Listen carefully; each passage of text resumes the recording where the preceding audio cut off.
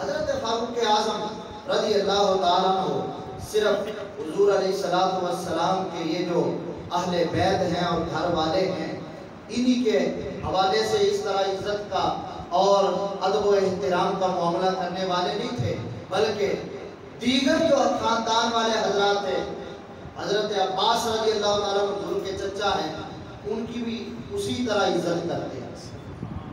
یہ بھی حضور کے خاندان والے گھر کے رشتہ دار ہیں۔ حضرت عباس رضی اللہ تعالیٰ عنہ کو آپ نے ایک دن کہا کہ عباس، جس دن آپ اسلام لائے اس دن مجھے اتنی زیادہ خوشی ہوئی کہ اگر میرا باپ خطاب بھی ایمان لے آتا نا اس دن تو مجھے اتنی خوشی نہیں ہوئی تھی۔ وجہ کیا ہے؟ آپ نے وجہ بتائی، کہنے لگے اس لیے کہ نبی پاک علیہ السلام کو اتنی خوشی میرے باپ کے ایمان لانے سے نہیں ہوئی جتنی خوشی انہیں آپ کے ایمان لانے سے ہوئی ہے۔ اس لیے میں تو خوش ہوں حضور کی خوشی میں، حضور جس چیز سے زیادہ خوش ہے میں بھی اسی چیز پر زیادہ خوش ہوں۔ حضرت عباس رضی اللہ تعالی عنہ ان کے نزدیک کتنے عزیز تھے۔ جب مدینہ شریف میں قحط سالی ہوئی تو حضرت فاروق اعظم رضی اللہ تعالیٰ عنہ کے پاس لوگ آ گئے، قحط سالی ہوئی ہے، اب کوئی انتظام کیجئے۔ حضرت فاروق اعظم رضی اللہ تعالیٰ عنہ نے قحط سالی میں حضرت عباس رضی اللہ تعالیٰ عنہ کو بلایا اور انہیں اپنے ساتھ لیا، کھلے آسمان تلے چلے گئے اور ان کے وسیلے سے رب ذوالجلال کی بارگاہ میں دعا کی، یا اللہ ہم جب حضور ہم میں تشریف فرما ہوتے تو ہم ان سے عرض کرتے اور ان کے صدقے میں تو ہمیں بارش دیا کرتا تھا، اب وہ پردہ کر گئے ہیں، اب ان کے چچا ہمارے پاس موجود ہیں، ہم ان کے وسیلے سے آپ سے دعا مانگتے ہیں، بارش عطا کر دے۔ اللہ تبارک و تعالیٰ نے اسی وقت بارش عطا فرمائی۔ دیکھیے نا، یہاں وسیلے کا انکار نہیں ہے، حضور علیہ السلام کا وسیلہ دینا ناجائز حرام کو الگ موضوع ہے، لیکن وسیلہ تو دیا ہے کہ نہیں دیا حضرت عباس کا؟ تو حضرت عباس کا وسیلہ دے رہے ہیں، بھئی کیوں؟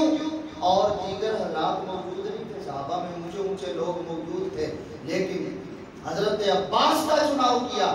وجہ یہ تھی کہ حضرت عباس حضور کے چچا ہیں، حضور علیہ السلام کے محبوب چچا ہے، تو ان کی نسبت سے حضرت عباس کو لے کر جاتے ہیں اور اللہ تعالیٰ سے دعا مانگتے ہیں۔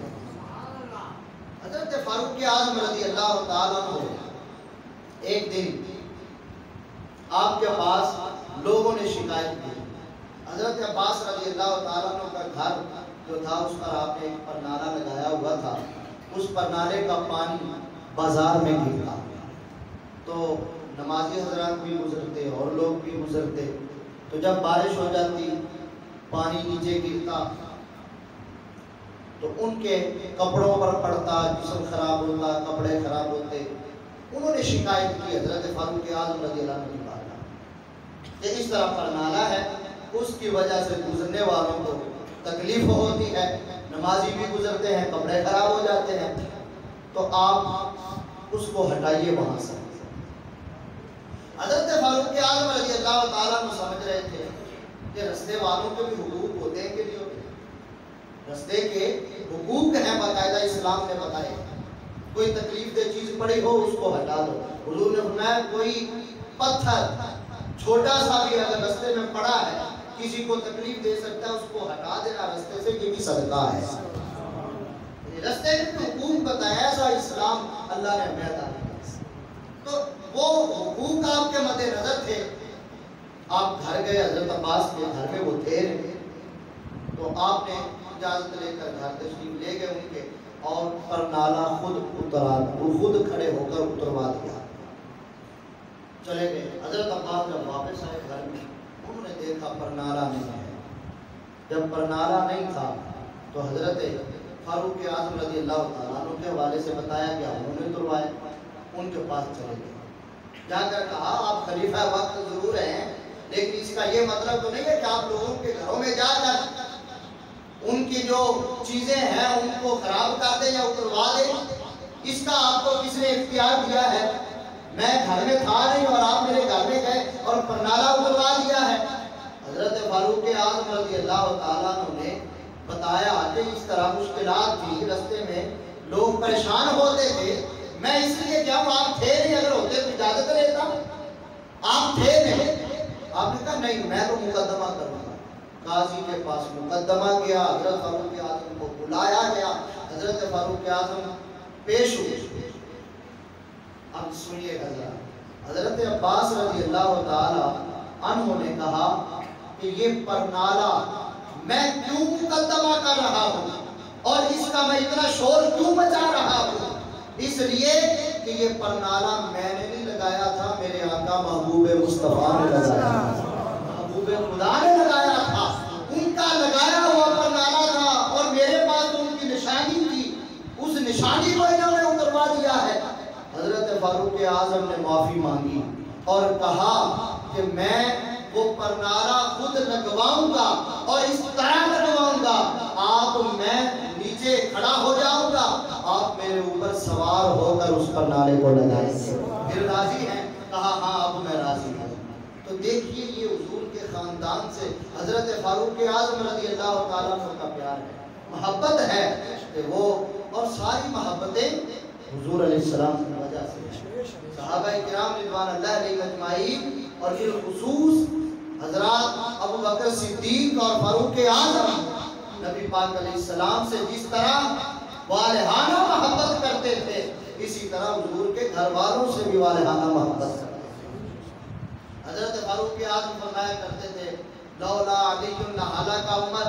کوئی مشکل مسئلہ آ جاتا اور کئی بار ایسا ہوا حضرت فاروق اعظم، جیسا کہ میں نے پہلے بھی ذکر کیا کہ ان کے وہ خلیفہ وقت تھے، بہت سارے مسائل ہوتے تھے، ذہن الجھا ہوتا تھا، کوئی مسئلہ نیا آتا تو آپ نے اگر بتا دیا تو حضرت مولا علی شیر خدا نے صحیح مسئلہ بتا دیا، وہ صحیح نہیں ہے، تو آپ یہ فرماتے تھے لولا علی لہلک عمر. اگر علی نہ ہوتے تو یہ جو مسئلہ مجھ سے غلط بتایا گیا ہے، میں تو غلط مسئلہ بتانے کی وجہ سے تباہ ہو جاتا. اس طرح آپ فرمایا کرتے تھے، یعنی اتنا علی کو آپ مانتے تھے کہ اگر علی نہ ہوتا تو پھر اس مسئلے کا صحیح حل ہی نہ بتایا جاتا، اور صحیح حل نہ بتایا جاتا تو پھر میں تو غلط مسئلہ بتانے کی وجہ سے تباہ و برباد ہو جاتا، میری آخرت تباہ ہو جاتی. اس طرح آپ ان کو عزت دیتے تھے. اور آخر میں یہ واقعہ ذکر کروں، معروف واقعہ وہ نہیں سناتا، لیکن بتانا یہ چاہتا ہوں کہ عزت کتنی کرتے ہیں صحابہ کرام حضور علیہ السلام کے گھر والوں کی. حضرت بلال رضی اللہ تعالیٰ عنہ جب حضور علیہ السلام کے وصال کے بعد مدینہ شریف چھوڑ کر چلے گئے، یہاں دل ہی نہیں لگتا تھا، حضور نظر ہی نہیں آتے تھے، چھوڑ کر چلے گئے. حضور علیہ السلام کا دیدار نصیب ہوا رات سوتے ہوئے، اور حضور نے فرمایا بلال کیا بات ہے، ہمیں ملنے نہیں آتے، اب ہماری ملاقات کو آتے ہی نہیں. حضرت بلال نے صبح ہوئی سفر مدینہ شریف کی طرف باندھ دیا. مدینہ شریف پہنچے، جب پہنچے تو مدینہ والوں نے دیکھا حضرت بلال رضی اللہ عنہ کو، وہ بھی ترس گئے تھے حضرت بلال کی اذان کو سننے کے لیے. جب بلال کو دیکھا حضور کی یاد آئی، وہ اذان یاد آئی، کہا اذان سنائیے وہ والی. حضرت بلال کہتے ہیں کہ نہیں میں اذان نہیں پڑھ سکوں گا. حضرت ابو بکر صدیق سے کہا گیا کہ آپ کہیے، وہ خلیفہ وقت تھے اس وقت، آپ کہیے، آپ کے کہنے پر یہ اذان سنائیں گے. حضرت ابو بکر نے بھی کہا، تو آپ ان سے آگے سے یہ کہتے ہیں کہ اگر تو آپ اس لیے کہہ رہے ہیں کہ آپ نے مجھے خرید کر آزاد کروایا تھا تو پھر تو میں مجبور ہوں، اس احسان کے نیچے دبا ہوا ہوں، اور اگر ایسی بات نہیں ہے تو پھر میں اذان نہیں پڑھ سکتا. انہوں نے کہا اس احسان کی وجہ سے نہیں کہہ رہا، ویسے کہہ رہا ہوں، سنا دیجیے اذان. نہیں میں اذان نہیں سنا سکتا. اب انہیں پتا تھا ایک در ایسا ہے اگر وہاں سے پر جائیں گے تو پھر بات بن جائے گی. صحابہ اکٹھے ہو کر حضرت علی کے در پہ آئے اور کہا شہزادوں کو لائیے. حضرت حسن اور حسین کو ساتھ لے کر آئے اور کہا کہ آپ بلال سے کہیں کہ ہمیں اذان سنائیں۔ حضرت حسن اور حسین آئے اور انہوں نے آ کر کہا چچا بلال اذان سنائیے، تو اب وہ کہتے ہیں کہ آپ نے کہہ دیا ہے اب پڑھنی ہی پڑے گی۔ تو دیکھیے نا، یہ سب کہہ رہے تھے، خلیفہ وقت کہہ رہا ہے، اور خلیفہ وقت بھی وہ ہے جن کے بڑے احسان ہیں حضرت بلال پر، اس کے باوجود بات نہیں مان رہے ہیں۔ لیکن جب حضور کے گھر والے آ گئے ہیں، حضور کے شہزادے آ گئے ہیں، تو پھر بات موڑی نہیں ہے، مان لی ہے۔ پتا تھا اذان کو پڑھی نہیں جانی، پوری نہیں کی جانی، لیکن اس کے باوجود اب تم آ گئے ہو اور کہہ دیا ہے پڑھو، اب میں سناتا ہوں۔ اور جب اشہد ان محمد رسول اللہ پر پہنچے ہیں تو وہاں پر بے ہوش ہو کر گر جاتے ہیں، اذان ہوتی ہے، اذان پڑھی نہیں جاتی ہے۔ کیوں کہ سامنے محبوب ہوتے تھے جب اذان پڑھتے، آج محبوب نظر نہیں آ رہے ہیں، اذان کیسے؟ حضور کے غم میں بے ہوش ہو کر گر جاتے ہیں، اذان نہیں پڑھ جاتی۔ تو یہ حضور علیہ السلام کے گھر والوں سے ان کا پیار ہے، ان کی عزت ہے ان کی نظر میں، کہ وہ کہتے ہیں تو پھر وہ کام بھی شروع کر دیتے ہیں جو کیا نہیں جانا ہے۔ اللہ تبارک و تعالی ہمیں حضور علیہ السلام کے صحابہ اور اہل بیت اطہار کی سچی سچی محبت اور غلامی نصیب فرمائے۔